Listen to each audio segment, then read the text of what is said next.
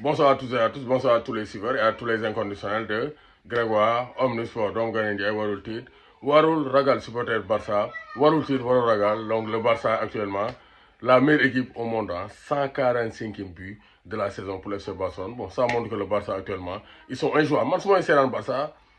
Actuellement, on revoit le Barça de 2015. 2015 avec la MSN, même Barça, rouleau compresseur, donc impitoyable. Donc d'autres ils ont fait les freins. Les abeilles, au lieu de piquer le Barça, ont été vraiment, donc ont été calcinés. Parce que Yambo, donc les Blaugrana ont brûlé, ont calciné les abeilles de Dortmund qui ont perdu leur piqûre. Donc c'est pourquoi le Barça a déroulé, tapis rouge pour le FC Barcelone, avec un doublé de Robert Lewandowski. Donc face à son ancien club, retrouvailles. Parce que Ligue des Champions dafa bëri retrouvailles. Odegaard Real, dem Odegaard gagné na. Pavard Bayern, Pavard gagné. Tey Lewandowski, donc face au Borussia Dortmund, le club qui l'a révélé en Ligue des Champions avec son quadruplé face au Real Madrid. Donc devant le Real de Madrid aux yeux de José Mourinho. Tey Lewandowski doublé la def face à son ancienne équipe. Donc c'est comme ça le Barça actuellement. Injouable Rafinha, donc dugal na, def na passe décisive. Donc gis nañ aussi Lamine Yamal aussi sur une passe de Rafinha.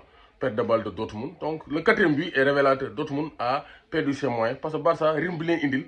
Donc c'est insonnable. Surtout Dortmund bi xam équipe boo xam ne mën na résister quoi. Défensivement, c'est pas une équipe qui peut résister. Moo tax c'est une équipe inconstante. Même Bundesliga, il n'arrive pas à être constant. Et face au FC Barcelone, il faut être comme Real Betis. Être très bon techniquement et tactiquement, physiquement, faire les sacrifices. Parce que le Barça, c'est un rouleau compresseur. Tey Fermin Lopez, exceptionnel.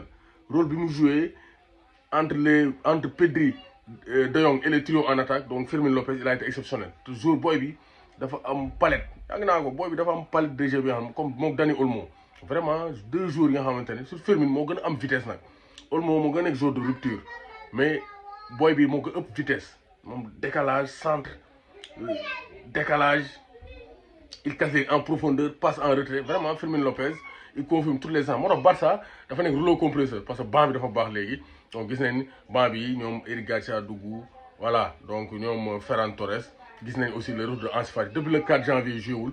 On voit que le Barça maintenant c'est le trône, l'axe béton clean sheet aujourd'hui. Inigo Martinez donc tête pour Koubarsi premier but bi Rafinha ñoo doggali donc le duo exceptionnel là Inigo Martinez donc le taulier le meilleur défenseur au monde top ci donc le jeune son lieutenant qui mooy le colonel Inigo Martinez et le lieutenant Koubarsi. Donc Chesney ci ginnaaw géré. Vraiment le Barça rien à dire. Frenkie de Jong, Pedri, tournée yi, circulation de balle, Koundé solide. Donc le Barça c'est un rouleau compresseur. 145e but cette saison.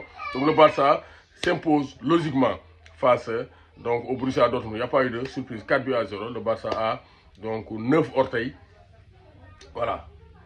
9 orteils la am fële ca demi final benn match yi Paris aussi ils ont assuré Luis Enrique et le PSG plein de maîtrise. Paris boo koy seetaan c'est comme le Manchester City de Pep Guardiola maîtrise de la balle. Joueurs yi ñoo changé rek mais c'est le même système. Donc sans attaquant vrai attaquant numéro 9 Désiré Doué a montré tout son talent. Il est très doué donc le franco-ivoirien Désiré donc vraiment moom c'est le talent tant désiré par donc le PSG et il est très doué. Donc Doué exceptionnel il a été donc tranchant. Dembélé aussi il a bien joué. Kvaratskhelia la recrue phare la meilleure recrue cette saison.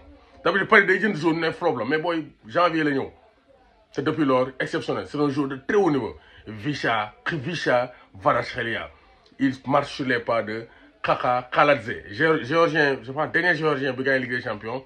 Kaka Khaladze avec le Milan AC le grand défenseur avec Nesta ñoom Michael Laudrup ñoom Ambrosini ci milieu terrain bi. Là on a Visca Kvaratskhelia il a fait le bon choix de venir au PSG. PSG bien entraîné, bien tenu par Luis Enrique. 100 matchs, 70 victoires, 19 matchs nuls, 11 défaites. Enrique, c'est le Pep Guardiola, mais beaucoup plus dur.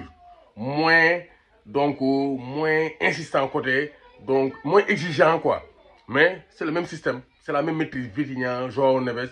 Nuno Mendes, Roger Son au premier mi-temps, mais il s'est ressaisi. Il a manqué le troisième but. Donc vraiment, le PSG maintenant, c'est un groupe, c'est un rouleau compresseur. Mbappé quitte le PSG et risque d'être éliminé. Le PSG sans Mbappé risque d'aller en demi-finale de la Ligue des Champions. C'est ça le football, c'est ça le charme. Paris s'impose, le Barça s'impose. Il n'y a pas eu de surprise aujourd'hui. Les meilleures équipes ont gagné, comme hier.